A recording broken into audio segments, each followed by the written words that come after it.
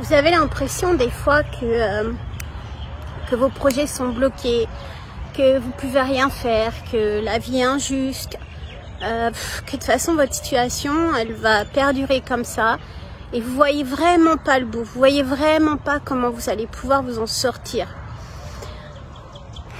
Et si je vous ai tout est possible? Et si je vous disais que tout est possible? Je vous dis ça dans une minute.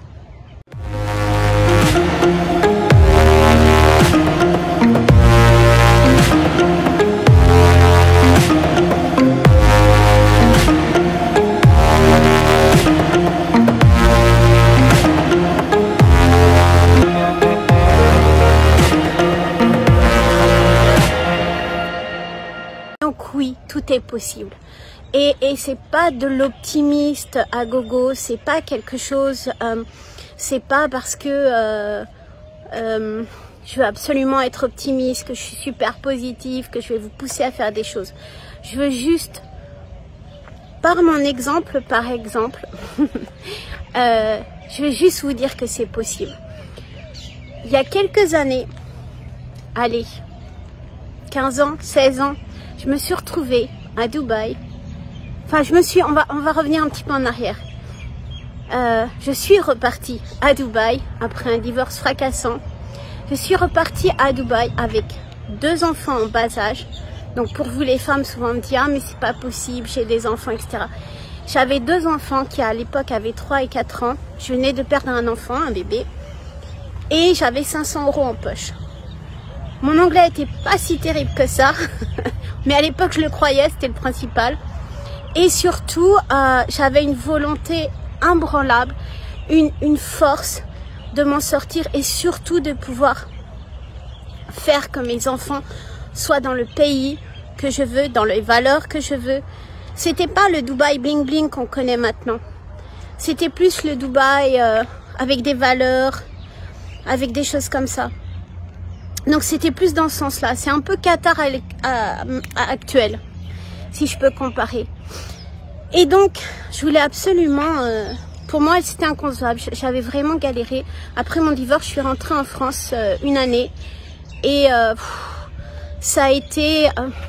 alors, super, la France a des avantages, etc. Oui, mais c'est pas forcément les avantages que vous croyez. Pour résumer, par exemple...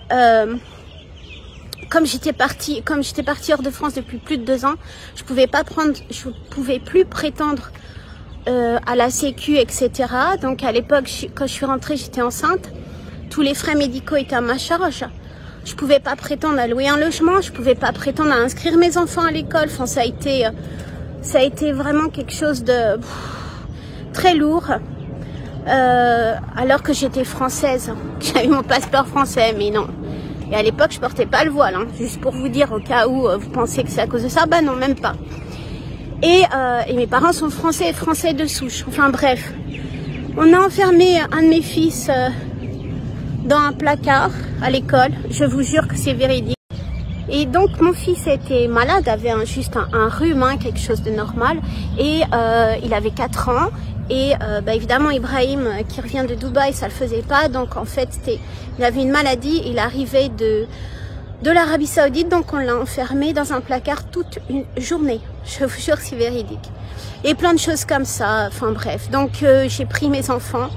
J'étais pas le bienvenu dans mon propre pays. J'ai pris mes enfants et à l'époque, mes parents ont pu juste me prêter 500 € parce qu'évidemment, je n'avais pas le droit aux prestations sociales. Je n'avais le droit absolument à rien. Et je suis repartie à Dubaï. Et je vous jure que c'est une histoire vraie. Et que si moi, j'ai pu réussir, regardez, enfin, je veux dire, je suis pas milliardaire. Ça, c'est un de nos parcs.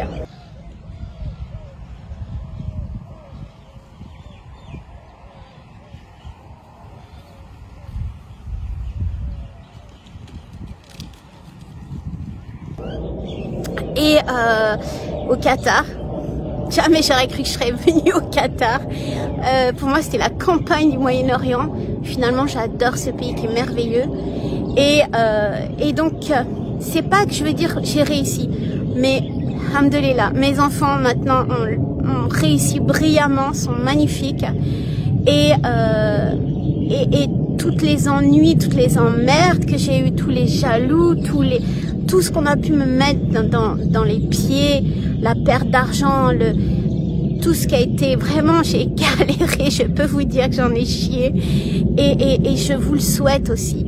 Je vous le souhaite d'en chier aussi. Pourquoi? Parce que c'est ce qui fait la vie, c'est ce qui fait la beauté de la vie et surtout c'est ce qui vous donne une leçon et c'est ce qui vous fait apprécier d'autant plus la suite, c'est ce qui vous fait apprécier normalement, hein, si vous n'êtes pas aigri, c'est ce qui vous fait apprécier la vie, c'est ce qui vous fait vous pousser vers les autres, aider aussi les autres, c'est important et surtout de tout le temps avoir de la gratitude. Maintenant, je peux vous dire, hier par exemple, mon mari a fait la surprise de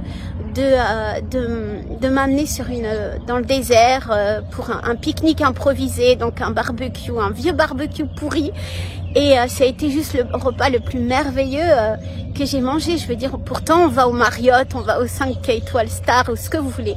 Mais juste cette simplicité et juste cette gratitude que j'ai à la vie aujourd'hui, c'est ce qui va vous aider. Donc ne désespérez pas des situations. Une situation peut changer du jour au lendemain, d'un mois à l'autre, d'une année à l'autre. Ne vous inquiétez pas. C'est comme les saisons. C'est obligatoire que ça change et que vous n'allez pas rester dans l'instant T. Oui, aujourd'hui vous êtes dans une situation épouvantable, un divorce, etc. Demain ça ira mieux. Et surtout ne restez pas bloqué sur un passé douloureux. Surtout. Ok, tout le monde a eu un problème un jour ou l'autre et est passé par des douleurs, par des souffrances. Mais ok, c'est la vie. Si vous n'avez pas ces douleurs, si vous n'avez pas ces souffrances, à mon avis, c'est que vous êtes mort. Donc faites confiance à la vie. Franchement, c'est mon grand conseil. Arrêtez de vous soucier pour un avenir que vous ne connaissez pas, un passé qui n'existe plus. Profitez du moment, profitez du présent. Et si moi j'ai pu réussir, c'est que vous pouvez également faire ce que vous voulez de votre vie.